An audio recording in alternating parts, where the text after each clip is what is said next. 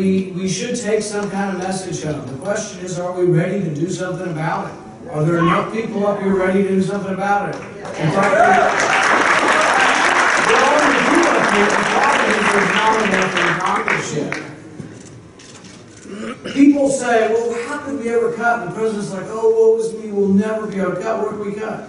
And so I sent him a note. I'm still waiting on a response. But I sent him a note. I said, well, do you know that $100 billion is unaccounted for? Every year in the budget, over $100 billion is missing. They know they spent it. They may have even spent it on something they were supposed to, but they don't have a record of it. Over $100 billion. You can save $6 billion a year simply by not rehiring the people who retire. We're not even talking about laying off or firing federal workers. Just don't rehire the ones that retire. When we finally started doing this, we did start saving money. The president waited 1.5 years to do it. Remember the debates? He said, oh, there won't be a sequester. If 1.5 years he'd been planning for this, he would have already saved $9 billion simply by not rehiring people. But in case the president doesn't really want to know about the bigger ticket items, I've tried to point out some smaller ones that auto offended. One of the ones is some of the stuff comes from Tom Coburn's Waste Book, which you should all look at if you haven't seen it. One of my favorites is there's a shrimp on a treadmill.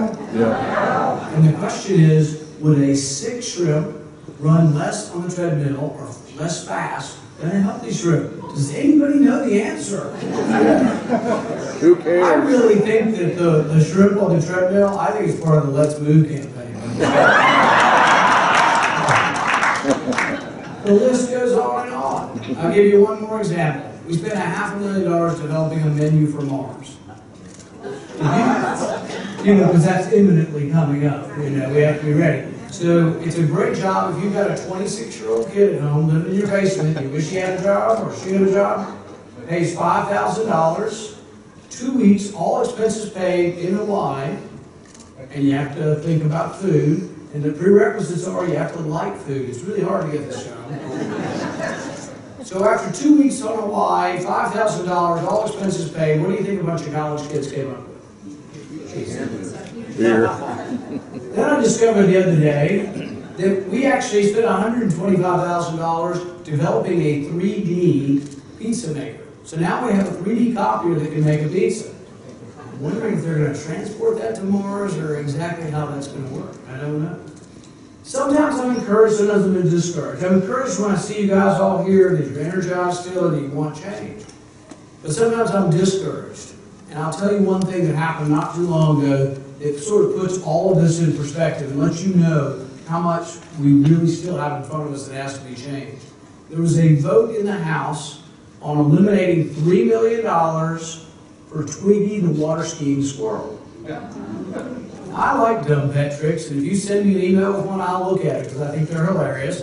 But I don't really feel like paying $3 million for it.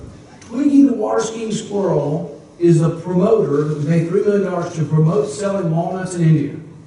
Oh. Now, what business that is of the government, I don't know. But we spent $3 million on it. You would think that's low-hanging fruit. You know, we might be able to cut out the $3 million for a water skiing squirrel. And you would be wrong. They had the vote, and the vote was 320 to keep the squirrel and the $3 million, 98 to cut it. Over half of the Republicans voted to keep the $3 million. But here's my point, and here's what they would say to you. Oh, you cut $3 million, you'll never balance the budget. Well, hell, you got to start somewhere.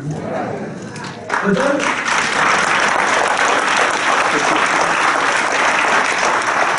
the real